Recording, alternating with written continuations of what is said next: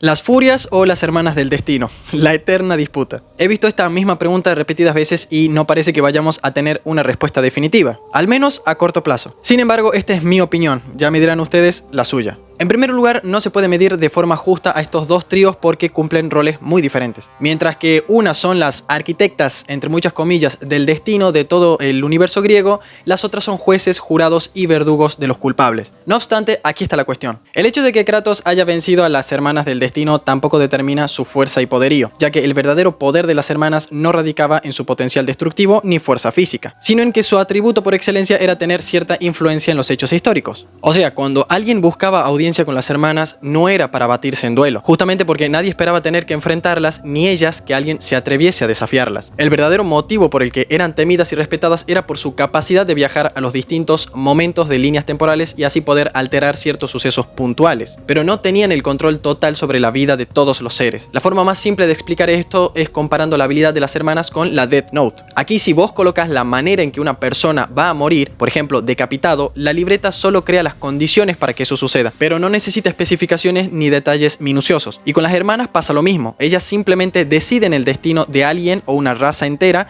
pero el cómo ocurrirán los eventos para ellas es indiferente. Por ejemplo, cuando determinaron que los titanes fuesen derrotados por sus hijos, solo tuvieron que decidirlo, pero en ningún momento dijeron, de pronto Zeus forja el arma más poderosa jamás creada y así le pone fin a la gran guerra. Ese fue un suceso que ocurrió en el medio. Lo mismo en el caso de Kratos cuando le dicen que ellas podían cambiar su pasado y hacer que Ares lo derrotase. No podían simplemente decir Ares mata a Kratos y listo. Ellas solo pueden crear un escenario y colocar las piezas en su sitio para que las cosas se den de una determinada manera. Por eso cuando regresan al pasado intentan destruir la espada de los dioses que le dio la victoria a Kratos. Al hacerlo, Kratos quedaría indefenso contra Ares. Y ahí las hermanas estarían generando una situación alternativa para que Kratos muriese. Pero nunca estuvo en su poder deshacer lo ya ocurrido simplemente con decirlo, o alterar el destino a su voluntad. De hecho, en Ragnarok se deja implícito que no existe tal cosa como el destino, solamente los resultados de nuestras decisiones. Por eso mismo Kratos dice que el destino solo te ata si lo dejas. Es decir, que uno siempre puede escoger qué hacer ante una adversidad, o aceptar lo que te tocó, o esforzarte para mejorar el resultado. Por lo tanto, Kratos no obtuvo el poder de viajar en el tiempo cuando derrotó a las hermanas, sino la posibilidad de viajar gracias a que tuvo acceso al telar del destino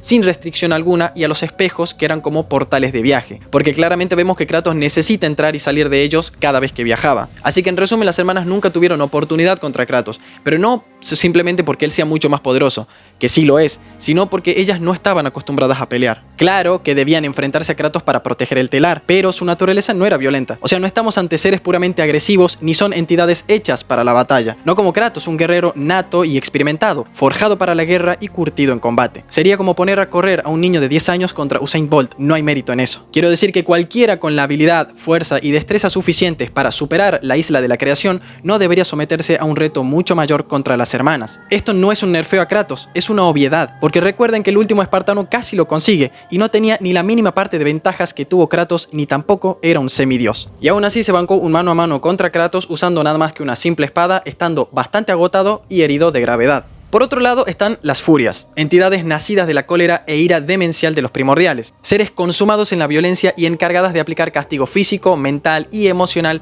sin medida y sin compasión. Torturaron a Kratos hasta el punto que dejaron de hacerlo solo porque se lo merecía y pasaron a hacerlo por diversión y para desquitarse de él, es decir, que lo convirtieron en algo muy personal. Claramente las furias están a otro nivel en cuanto al peligro que representaban para Kratos si este no lograba detenerlas o contrarrestar su influencia. La manera en que generaban esas ilusiones y distorsiones en la realidad de Kratos es prueba suficiente para calificarlas como criaturas con un alto nivel de amenaza, ya que al haber surgido de la violencia tenían conocimiento sobre el dolor, la indiferencia, el odio, el resentimiento, la maldad y un sinfín de términos alusivos a la guerra. Mientras que las hermanas del destino buscaban establecer, por así decirlo, y mantener dentro de lo posible un orden general sobre todas las cosas, a las furias les daba igual sobre quién aplicaban los castigos y lo hacían sin medirse. Básicamente ellas creaban sus propias reglas según les convenga. Llegaron a abusar tanto de esta libertad al punto que les dejó de importar si se pasaban de la raya con Kratos y su castigo. Y por si fuera poco, en cuanto a fuerza se refiere, las furias sometieron rápidamente a Egeón el Hecatónquiro, una criatura que según fuentes oficiales sería tan fuerte como Atlas. Ojo, no es lo que yo opino, pero Son fuentes oficiales, así que se los dejo a criterio de ustedes. En definitiva, es más eficiente tomar como referencia a este trío para determinar el nivel en el que se encuentra Kratos en cuanto a poder y fuerza bruta, dado que por naturaleza las furias son seres hechos para combatir y generar destrucción. Incluso una de ellas posee una transformación que literalmente la vuelve una especie de bestia marina amenazante, lo cual termina confirmando su naturaleza puramente violenta. Así que en lo personal voy a poner a las furias por encima de las hermanas del destino. De nuevo, no por cuestiones de quiénes son mejores o peores, porque cumplen funciones muy distintas, sino porque a la hora de escalar a Kratos, las furias terminan siendo una mejor opción.